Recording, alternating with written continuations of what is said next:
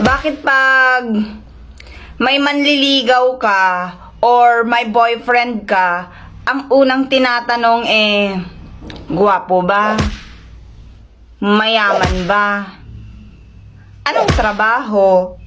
Bakit kaya yun ang laging tinatanong? Bakit hindi nila kaya tanungin kung matino ba? Mabait ba? Utis na.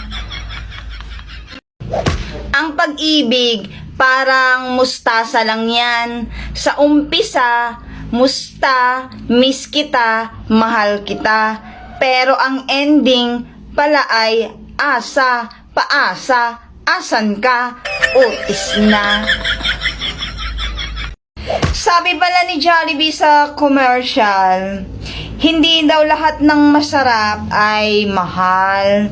So, alam mo na ngayon kung bakit ka iniwanan. Masarap ka lang, pero hindi ka mahal. Utis na. Basta magaganda, lapitin. Lapitin ng mga chismoso. Utis na. Bakit tayo nasasaktan? Kasi lagi na lang tayong umaasa sa bagay na walang kasiguraduhan. Laging nag-aantay sa nakaraan na hindi naman pwedeng balikan. At laging nagmamahal sa taong hindi ka naman kayang panindigan. Utis na. Bakit puro na lang si Marites? Puro na lang si Marites ang iniisip nyo. Bakit hindi nyo rin minsan isipin si Brian? Bayaran mo na utang mo. Utis na. Masaya ka. Perfect yung relationship nyo. Bantay sarado mo. Tapos, biglang i-crossover. Utis na.